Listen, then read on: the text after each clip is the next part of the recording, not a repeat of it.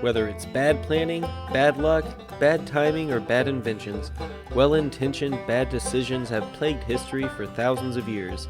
Welcome to Historic Hindsight. Hello and welcome to another episode of Historic Hindsight. I'm John, that's Tom, and today we're going to talk to you about Thanksgiving. That's right, Johnny. It is our Thanksgiving Day special, and you might be wondering, well, looking at me, what the hell does the Civil War have to do with Thanksgiving? And the answer is absolutely everything, and we will get there as to why it is way more appropriate for me to be dressed like this than as a pilgrim. But or no, Indian. Thanksgiving though happened. The first one happened before we were a country. It was this 1600? When was it? 1621 allegedly. Okay, yeah. And so this episode, what I wanted to do is tell the traditional story and then tell the truth.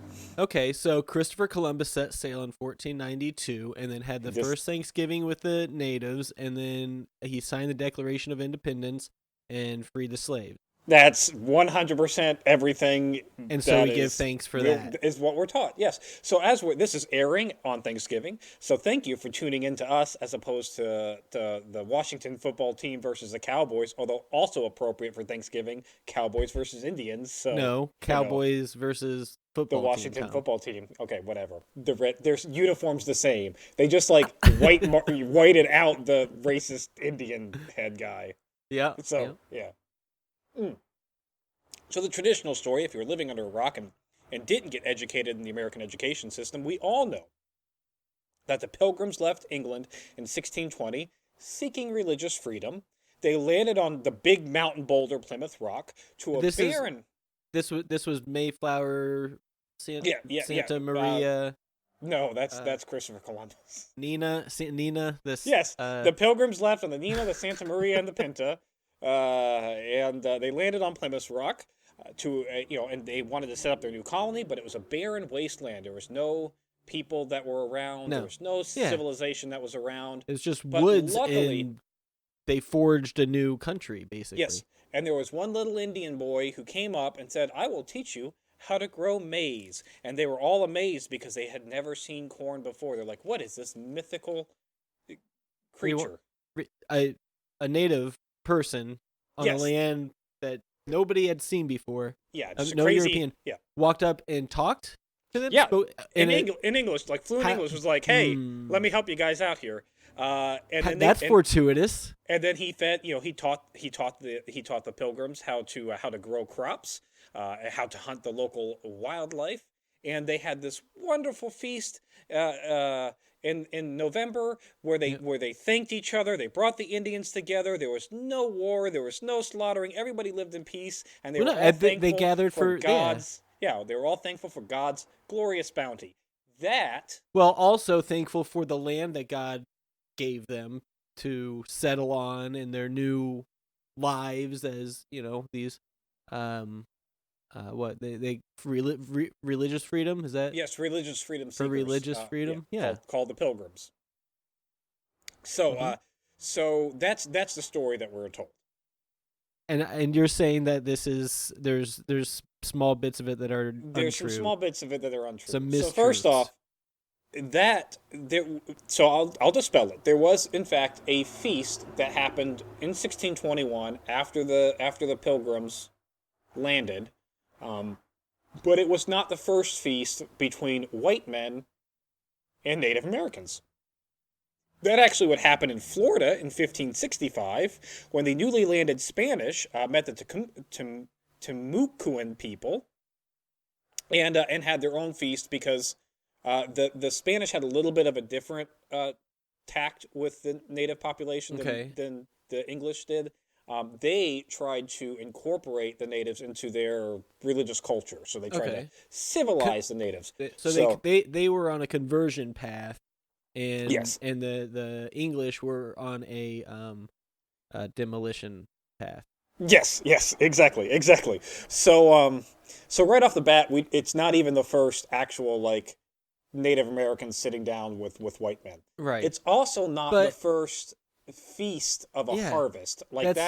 since the first man planted a grain in the ground and cultivated that grain, there have been seasonal feasts to celebrate the harvest. This is like a 10,000, 20,000 year old tradition. Thing. Yeah, it's not new. No, hey, we have an abundance right now and we have enough for the winter. Let's make the best of it right now so that, we store the other stuff because it's not going to keep very well anyway. But yeah, you eat all the good stuff and have a great big feast and a fall harvest and festival. And like, that's what like the fall equinox. Yes, fall equinox. Yeah, you hit that. But that's pagan, Johnny, and we are Christians, so we don't. That's we don't adhere to any pagan rituals. We don't. No. So I have to. Speaking of religion, that's the big thing that we're taught in school is that the Pilgrims left England seeking religious freedoms, right? Because they were being persecuted or something. They weren't allowed. Yes, because the Church of practice. England, had it out for the Puritan Church, and so like they wouldn't let them practice their way. But this is a big misnomer and is actually complete and total BS because in reality, when the original Puritans left England, they just went over to Holland, who was like, yeah, come on, you can practice whatever kooky religion you want, like we don't care. In typical Holland fashion, yeah, whatever you want to do. You just go over there and you do you, and then we'll do us, and it's fine. Yeah, sure, come on over. So they had already discovered the freedom to practice their religion. Well, but in a pretty small country, and I'm sure they wanted, more land. They wanted to stretch out, spread their roots. And that country still had its own rules. It still had its own laws that the Puritan society had to abide by. So there was a group of Puritans who was looking at the New World as an opportunity. Hey, there is money and riches to be made in the New World, and we can start our own nation.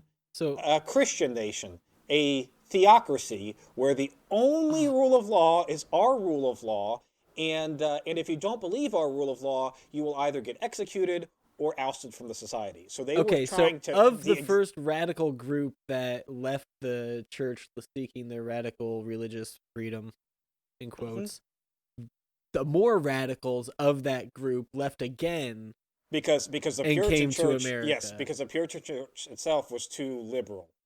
And which is probably why they wiped out the native savages, because they didn't live by their Puritan laws, right? Yeah. And so they were doing God's work. Yeah, they were doing God's work. So instead of actually seeking religious freedom, what they were really doing is the exact opposite. Yep. Trying to set up a religious country where there was absolutely no religious freedom other than you're free to practice their religion. In our way, otherwise, no. That's pretty straightforward. Get out. They're also, the term pilgrim is completely and totally made up because they at no point in time did they ever call themselves pilgrims.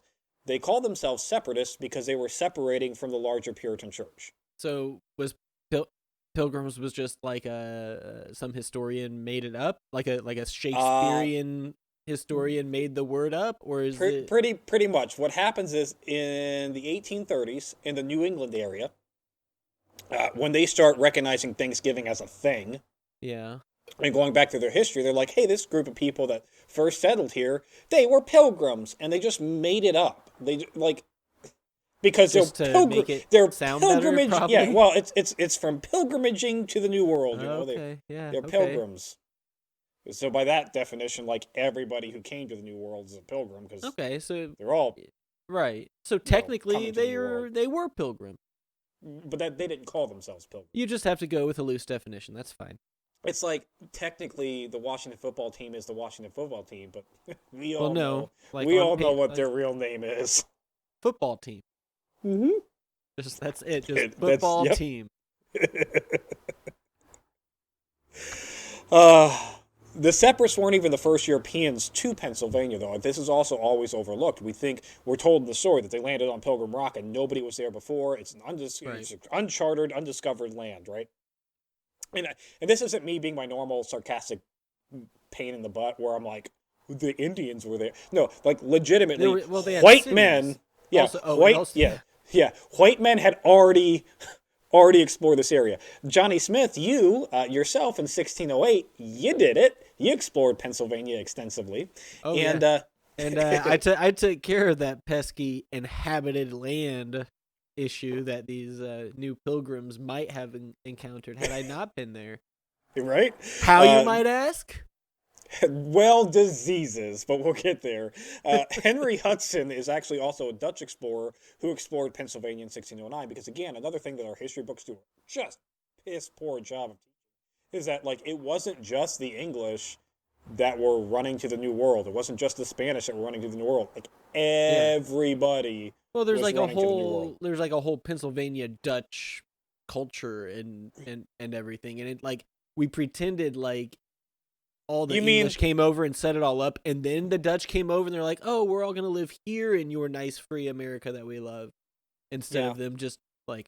There's a whole Amish culture that speaks German that came from, but hey, you know what? Whatever. Anyway. Look, there was a lot of fanatical churches that thought setting up a theocracy was a great idea, and a land that was uninhabited that they could just take.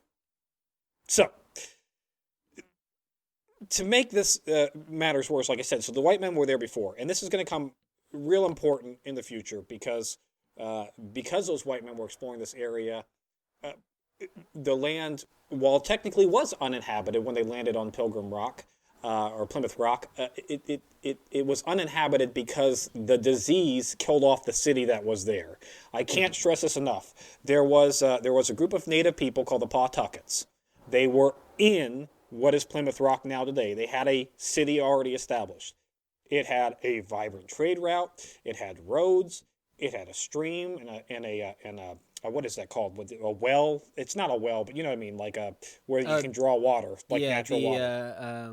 They have the aqueducts. Yes, it had cultivated land that was already being farmed, that was already vibrant, set up. There were houses, there were structures. This was a city. Yeah, they were walking into the set of Last Man on Earth, not the set of Lost. Yes.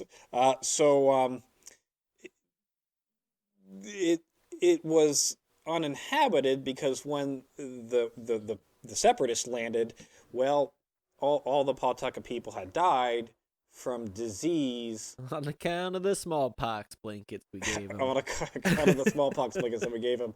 Although, we hadn't started that trend yet. It was just inadvertently giving them smallpox because all these disease and stuff. Well, Johnny Smith, your disease-riddenness, coming over on a boat for the last 2 months, not showering, not having proper hygiene, coming up and shaking people's hands. I love all the first-hand accounts from natives that just talk about how filthy and awful and disgusting the white men were, and like they're like, we had to teach them how to bathe, and like that you should bathe.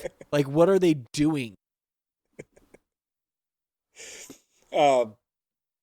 Another big fun thing about the Plymouth Rock story is that rock that we talk about as Plymouth Rock. Right. Yeah. Now, in our picture it crashed books, into like this huge rock, and then they had to take their little the canoe boat, whatever, the pass from the ship to the land, right? The actual rock that they hit is like the size of my kegerator. Like it's How big is your kegerator? It's a stone. This right here, it's a stone. It's it's not. It's how. But the real Plymouth Rock is like, you didn't land on a boulder or a rock. You landed on the beach that happened to have a rock on it, and you're like, it's Plymouth Rock. They hit like a sandbar that happened to have a rock in it. It did. And then they're like, this big rock. And can you go see Plymouth Rock? Yes, there's a tourist attraction. There's a big. Can you buy a life-size replica to take home? You probably could. Yeah, we'll go in the woods and find a big rock, and you're probably okay. It literally, like, it's on the beach. There's a like fancy velour rope thing that's around it. Yes, you can go. There's pictures. I will put a picture up on it when I do the editing of this, because I think tourism might be the reason I hate history, because everywhere I've gone that's historical is just the pits like to Bunker try to Hill. get through or see anything. Bunker Hill, I always thought was like this mountain that the British had to climb up. If you didn't call it a hill, you wouldn't have even known it was a hill. Is it like a Central Indiana sledding hill? It's like a slight incline hump. So not even like a good Central Indiana sledding hill. Not even that. Not even a good Central Indiana sledding hill. It's just a hump. To be clear, Central Indiana is awful for sledding hills. Yeah, it's awful for everything, actually, except for growing corn.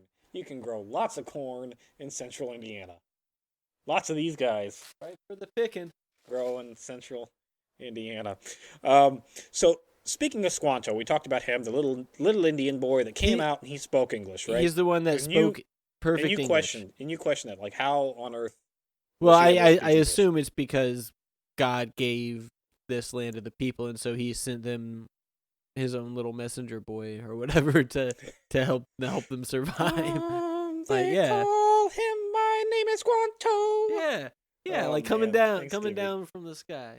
So he was a real person that did exist. His name was I'm gonna butcher it, Tisquantuum. But since we can't pronounce that, and I can't pronounce that, his name is Squanto because it's way easier to pronounce than Tisquantuum. Well, because white men wrote history. Well, yeah. Well, and to be fair, natives, they're at least the Wampanoag, the Pawtuckets, the Pequots, they were superstitious people, so they didn't like to give white men their real name. That's why, like Pocahontas, we call her Pocahontas, but that wasn't her real name. That's why we call him Squanto and not. Yeah, that was a heady play. It worked out really well for them to keep that secret.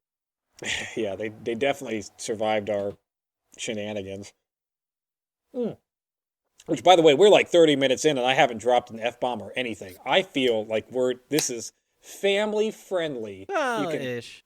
You can gather all your little children around, and they can learn the real. It'll be TV like 13 or something. TV 11, 13. Close enough. Anyways, so Tisquantuam or Squanto was a part of the Pawtucket people. He was living in the village that's out by Plymouth Rock before the Separatists got there. But he was one of the unfortunate ones when the white men came before to get picked up and sold into slavery. I mean, servitude helping this. They brought him back. They gave him the opportunity to travel the world. Yeah, they gave him the opportunity to travel the world and be a zoo exhibit. So like, hey, look, other white men, there's a brown man. Well, crazy. And not only that, though, because of the aforementioned cleanliness of natives, they were all blown away by like how soft their hair was, and like their entire physique was like nothing they'd seen before. So yeah. And so it was a circus show. So Squanto, he was picked up in 1614 and sold into slavery. He bounced back between the Spanish and the English. We do know that he spent several years in England, which is where he learned English. Because, well, you're gonna because when you don't do the thing the right way and Massa get mad at you and he hit you, eventually you'll learn what his words mean. Yeah, you start doing things, and until he stops hitting you, once he stops, you're like, oh, that's what that means, and you file that away. It's Pavlov's dog taken to a different level. It's pretty abusive Pavlov. Speaking of Pavlov's dog, my wife has got, this is a sidebar, this has nothing to do with Thanksgiving, but it's fun stories. So my wife has got all the cats. We have a herd of cats because we're those people, and we keep collecting them because, like, we don't want to see them get run over by cars. You live in a town of 63, and they need to be fed. Yes. So, but the wife has them trained. She sings the meow mix. I want chicken. I want liver. And it only works for her. If I sing it, it doesn't work. If the kids sing it, doesn't work. But when she sings it, it doesn't matter where they are in the house. Those cats will come a running. It is Pavlov's dog. Well, yeah. So they understand the tone, not the words. Mm-hmm. So Squanto, he learned through Pavlov's dog how to speak English. He would eventually make his way back, and his history's not exactly clear here, but he would eventually make his way back to Plymouth in 1619. He was essentially released from servitude. It's like, hey, we got bored with this zoo exhibit, send it back. Right, or they got better specimen. It could be true as well. Women. And when he made his way back to Plymouth in 1619, he looked at his village of all the other Pawtucket people and went, crap, they're all dead. Uh-oh. Because they were all like just. It's like it's the first episode of Walking Dead where the dude wakes up and he goes outside and there's nobody around. Like, it's that. Mm-hmm. So. Well, yeah, there's people around, but they're rotted away and bones and have been picked clean by vultures. It's just like Walking Dead, Johnny. Yeah. Oh, I haven't seen it. Obviously. Well, don't after the first season. Don't worry about that. After the first season, it gets awful. Now, So he's got a choice to make. The Pawtucket people, there are basically a war tribe of the Wampanoag people, who are the larger tribe of the Okay. areas. Think of Noblesville, Indiana versus Indianapolis, Indiana. Like They're a Indianapolis kind city of inside controls of a the state area. or county or territory. Exactly. So he can go back to the Wampanoag people, but they're a little distrustful of him because, well, they saw that white men magically can kill you off without even doing anything to you because they spread disease. So Yep. they're a little Don't like fearful. that. They're a little fearful of anybody who's had any real contact with white man. And this is a guy who now is sort of he's spent 4 years in England. He's sort of been indoctrinated to the white European way. Well, It's and this I'm sure this odd. there's He's caught between also two worlds. this part of the white folk with their god that they're sitting there claiming that their god is the reason all of them are dying because he's giving them this land.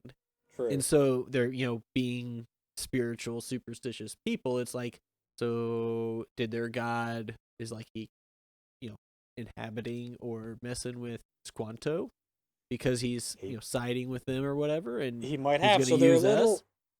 So he's I never don't really know. brought. Conspiracy theorists. It is a conspiracy theorist. So in 1620, when the separatists will arrive, it's not odd to think that Squanto, who was kind of this guy caught between two worlds, would run to them and go, "Hey, you speak English? I speak English. I remember you guys. Hey, so He's like that let me annoying help kid you." that like got kicked out of all the groups and like some new kids come and he's like, oh hey guys, yeah, I know everybody's super cool. Let me tell you Well, about them. These are the guys that don't like me for this reason. These are the guys that don't like me for that reason. These are the other guys that don't like me. But hey, you guys like me, right? I can help you. Let me show you how to grow corn. It's great. so You'll love it. It's delicious.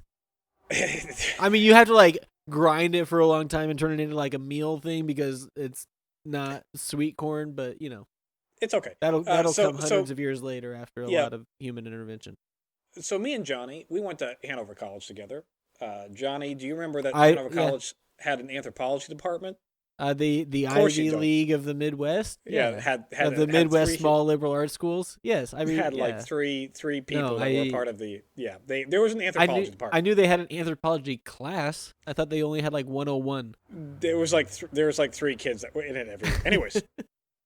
As a sociology major, I had to take some anthropology classes, and their big thing was ethnographies. And if you're not familiar with ethnography, essentially what an ethnography is exactly what Sounds Johnny just racist. said. It's that weird kid that goes to the man exploring the culture and tells him everything about the culture. In most parts, think about your family. We're all gathered for Thanksgiving dinner. We're having food, or we just had food, or we're waiting for the food, depending on Happy where you're at. Thanksgiving. Happy Thanksgiving. And we all have that family member that talks a bit too much, The gossiper. the gossiper, and they don't really represent the outside community. But if you have a family member that's bringing in a new girlfriend or a boyfriend or an animal, whatever your flavor may be, they're the first ones to go up and like start gossiping to that new person in the group. Sure. Now imagine writing down all their information. How accurate do you think that gossip is going to be of your family as a whole? Well, writing it down Probably. and then extrapolating it and applying it to everybody. Yes. Yeah. So probably. So you're saying not. that like it's small data point work. They're Yes. getting an individual viewpoint and extrapolating an entire culture out of that. Yes. That That's seems reckless. This is Squanto. Okay. He is one small data point coming up to you and being that weird guy that's caught between two worlds and has You're like, nowhere oh, else you to can go. So you they're can like, okay, answer my questions, so I'll ask them of you. Yeah. So we get a lot of information wrong about the native peoples because of situations like this, and maybe our oral traditions and stories are a little bit wrong. So I'm going to go into the feast itself. The feast of Thanksgiving, the 1621 first feast. We have successfully harvested our crop. Right? Okay, now everybody has traditional Thanksgiving foods, and I assume, well, since I was a small child, I assumed that we replicated We're what jumping the ahead original feast was. All right. So the food itself. So the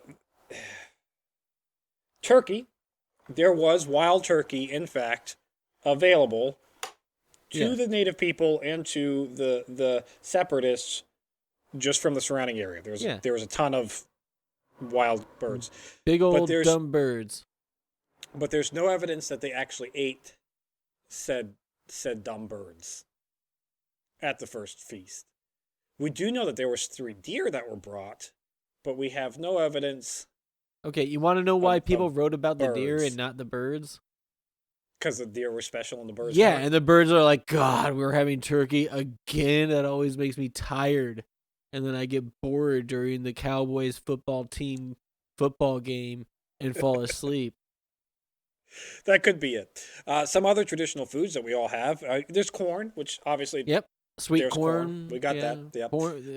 Cornbread. There's corn in many different varieties. Potatoes and yams. We had those, right? Mm-hmm. Delicious potatoes. Yeah. I hate to break it to you. Those weren't in the United States yet. Mashed potatoes?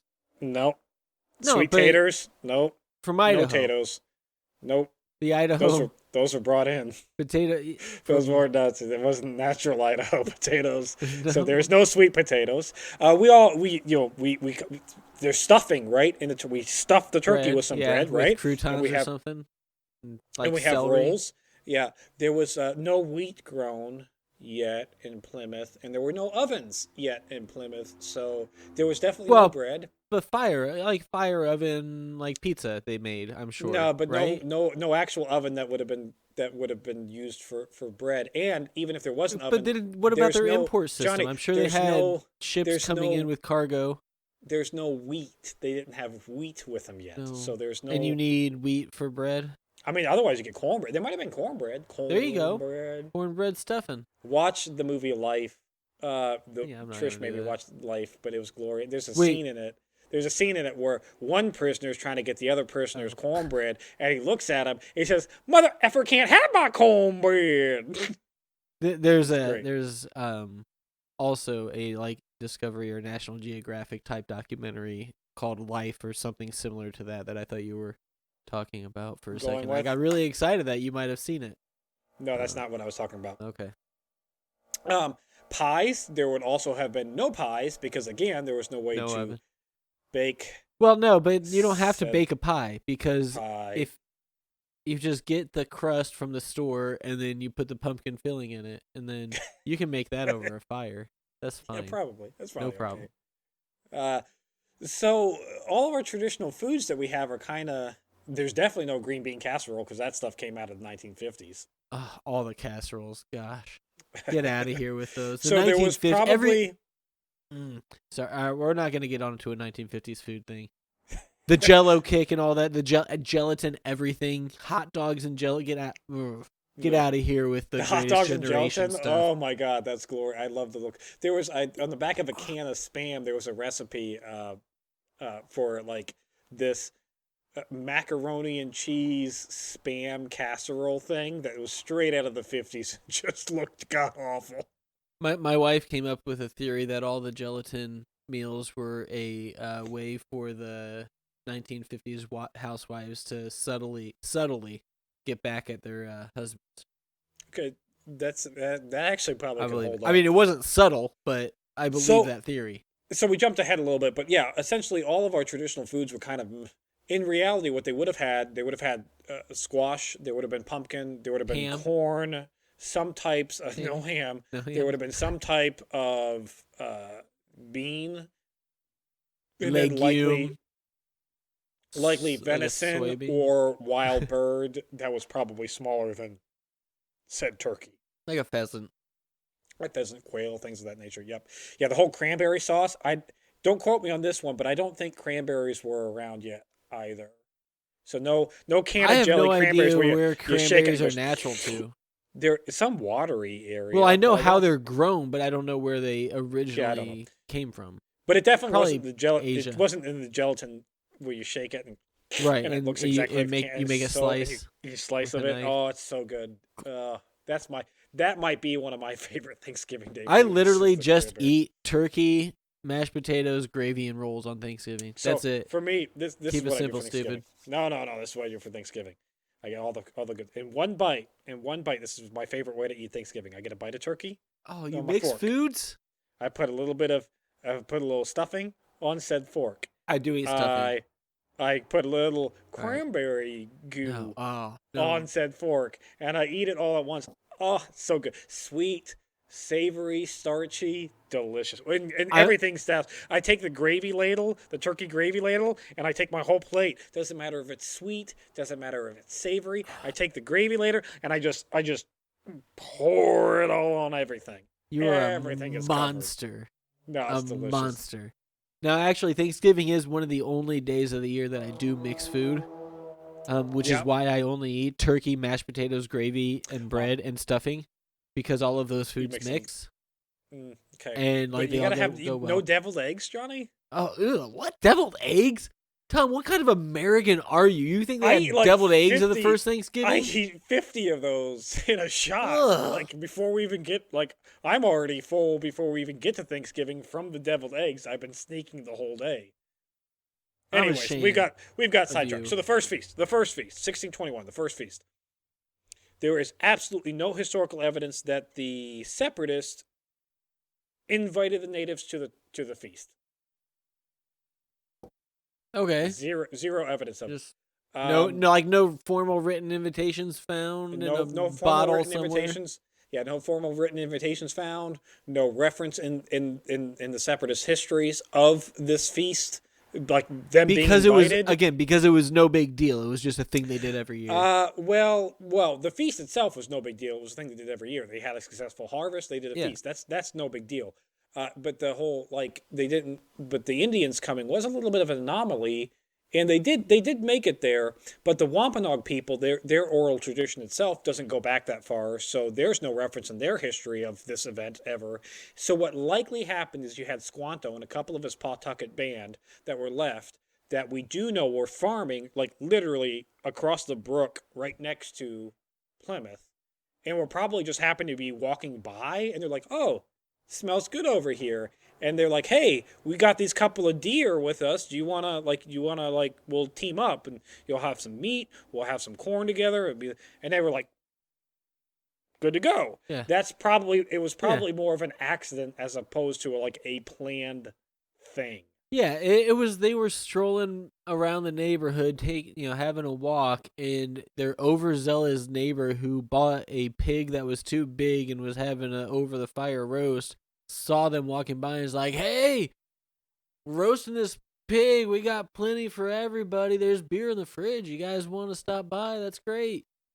It was that guy. I have officially tapped my keg. Oh, and then also while you're at it, do you want to follow our religion or we'll kill you? There is that, Johnny. So, where does our Thanksgiving tradition actually stem from? Why do we celebrate Thanksgiving? Why are we here okay, every day? If not actually from that, when did it start? Which we know it wasn't from that. So, there is the whole first time that Thanksgiving is referenced as the term Thanksgiving. Okay, and but when did okay. And that's going to happen, holiday, Johnny. That's going to happen in 1638. You got to follow 1638. me. 1638. All right, the first actual the Thanksgiving. ride. Buckle up. Buckle up. It happens. And in 1638, the first term Thanksgiving is actually given after the separatists massacre the Pequot people at the end of the Pequot War. I'm sorry. The term Thanksgiving occurred after there was a feast. Genocide. After genocide, yeah. So what happens is there's a Pequot War that goes on. The Pilgrims aren't the most, separatists aren't the most, inevitably there's going to be conflict. You say potato, I say potato. You like mashed taters, I like the yams. You're going to have that. Human, yeah. Whatever. So the war would start in 1636 and would last to 1638. There essentially was an already ongoing war between the Mohegan people and the Pequot people. Okay. So did the separatists join up with the Mohegans, and then the separatists join up with the Mohegans? Now is this the last of the Mohegans, or is that that's Mohican? Okay. These are Mohegan, two different tribes that sound very similar. See, they shouldn't have been allowed to do that. They should have had to change names or something. That's too where was the trademarking going on right here? Right. This is ridiculous. So the Mohegan people ally themselves up with the separatists. There is a series of feasts to between 1636 and 1637 that solidify that alliance. Like, hey, look, you don't like these people. We kind of want their land, so why don't we join up and fight them? Hey, to solidify this alliance, why don't we have a feast to celebrate it? So the very first one was around 1637 where this alliance begins. I kind of love that all of humanity is just basically centered around eating. Right? Like every time people are welcomed into your home or something, like you feed them at some dinner party or whatever. Like royalty is always like, sharing their dishes, and everybody's sharing their, food through culture and everything else. And it's all we just really like food. We really do just like food. So there was a series of battles that take place, but the last one is on the Fairfield Swamp Fight, which culminates in only 200 Pequot people surviving the war. Most of them were women and children that were sold into slavery either to the Mohegan tribe or to the separatists into the West Indies, and the rest were just completely slaughtered. So probably around several thousand, maybe total. Yeah, like we don't know what 200 out of how many, but around 200 were still alive. 200's Most not of them much, were women and children. then they're gone. They're done, right? So after the last, after the Fairfield Swamp Fight, there was another feast. Should have been the last of the Pequots or whatever. Last of the Pequots. After the last of the Pequots, there was a feast when they said Thanksgiving. We are thankful to God for letting us smite these people. God gave us the ability to just not have any sort of conscience or humanity and just murder people outright and sell them into horrific slavery conditions. And great. Good times. So now we fast forward a little bit. Happy Thanksgiving, everybody. Happy Thanksgiving. So we fast forward a little bit. For? We fast forward a little bit. Thanksgivings are always going on. Everybody's always thankful at feasts. We've established that. So now, when America separates from England, it becomes the freest country of all free countries, and it's America, and we're all free, and we have the freedom to do whatever we want. Right, 1492. 1492. George Washington himself, after defeating the British at the Battle of Saratoga, would ask for a day of thanks. Again, he would ask for a day of thanks when the war was finally over. And again, when he becomes a president, he asks for a day of thanks when the Constitution is ratified. So this dude's just thanking everybody, basically. He's thanking everybody. If we're going to be doing the Thanksgiving this way, why don't we have 3 a year? I would be all right with that. Hold on here. Follow me. So every president after that point would always declare a day of thanks, minus Jefferson, who didn't have anything to be thankful about at all because he had like 50 million children. So it was hard for him to it's like, man, I got all these kids. Well, he's like, guys, have you seen my life? What do I have to be thankful for? Exactly. So it kind of just became a tradition in the United States to have a day of thanks that was issued by the president for whatever various reasons. Now, why am I in my Civil War uniform? Yeah. Why are we in the hearts and potatoes of it? Yeah. So far, we've only gotten up to 1776-ish. So in 1863, the first official Thanksgiving and the first official federal holiday, and what starts Thanksgiving as a federal holiday on the fourth Thursday of the month, the last Thursday of the month, the last Thursday of the month of November, it gets declared as Thanksgiving. And it gets declared as Thanksgiving by... I am really bad with dates and history and everything else, but 1863 rings a bell for some reason. Yes, it rings a bell because we are in the middle of a civil war, Johnny. Ah, is that what it is? A war between the states, a war of northern aggression or southern aggression, or a war to free slaves, however you want to call it. A war of we want to own people. or we lost the election and we're mad. But anyways, there is a war going on. There's a civil war. It's been raging now for several years. There has been lots of bloodshed. And Abraham Lincoln, the Union Army has now had a great victory at Vicksburg. They've had a great victory at Gettysburg. The Confederates are now out of the North. They're on the run, and the war, it's ending. The theater of war is shrinking. Well, war's over. They've it's won not it. ended. We've got a couple more years left, but it is shrinking. And so Abraham Lincoln himself orders a day of thanks. Every time we're doing these day of thanks is because people have died. Yes. Well, and this Every time. yes, and this Day of Thanks is essentially like what he sees is, look, we've been engaged in the Civil War, but well, let me read a quote from his declaration. Yeah. It says, in the midst of the Civil War, unequaled in magnitude and severity, which has sometimes seemed to foreign states to invite or provoke their aggression, peace has preserved with all nations, order has been maintained, the laws have been respected and obeyed, and harmony has prevailed everywhere except in the theater of military conflict, while that theater has been greatly contracted by the advancing armies of the navies of the Union. So essentially what he's saying is, somehow through this period of war, we are able in the North. He's kind of ignoring the South. Why they talk so funny back then? I don't know. In the North, essentially what he's saying is that we're able to continue our industrial manufacturing. We're able to continue our agricultural growth. Basically, life's going on, but except for the whole people fighting on the front lines. Yeah, he stopped foreign intervention in the war. Like France didn't intervene, England didn't intervene. Nobody came in to try to take us back over. Close. Yes, nobody came in. So he's created world peace. Well, at least world peace in regards to the United States. He's created a country that nobody wants any part of. Yeah. Like, wait, they still have slavery over there, and half of them are fighting for it?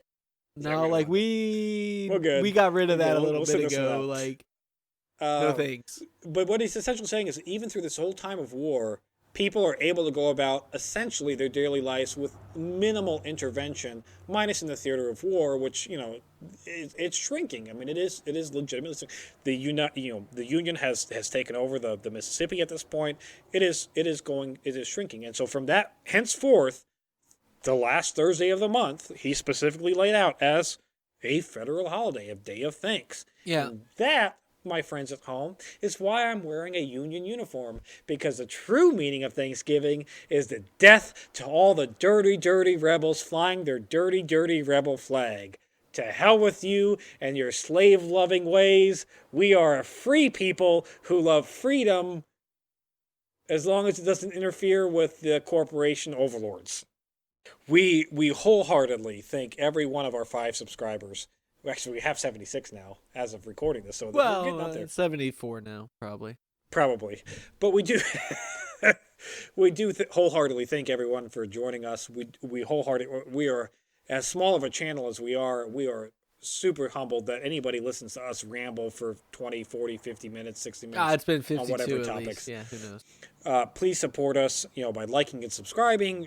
Join us on our other, especially Civil War and Hindsight. We're really putting a lot of effort into that one. Please join us over there, because it'll take you away from the current Civil War that we're probably going to be involved in. I think it's just a little bit of foreshadowing. You kind of understand and see what's happening in real time in history. And yeah, if you've made it this far with us, give us a subscription, give the video a like, and always give us some ideas. We're approaching comments quickly approaching a year of doing this. So by all means, if you have ideas of things that you want to hear, last week's episode was one of our random subscribers talked about one of his great granddaddies who murdered a lot of Indians. So if you have family members that you want to talk about, to be fair, enslaved. So by all means, subscribe, give us comments, give us, if you think we're ugly shuds that should shut up, tell us that too. We'll ignore you because this is America and we can do what we want. But by all means. That's it for this week in Historic Hindsight. Thanks for listening. Be sure to subscribe, rate, and review, and join us next week when we talk about Mormons.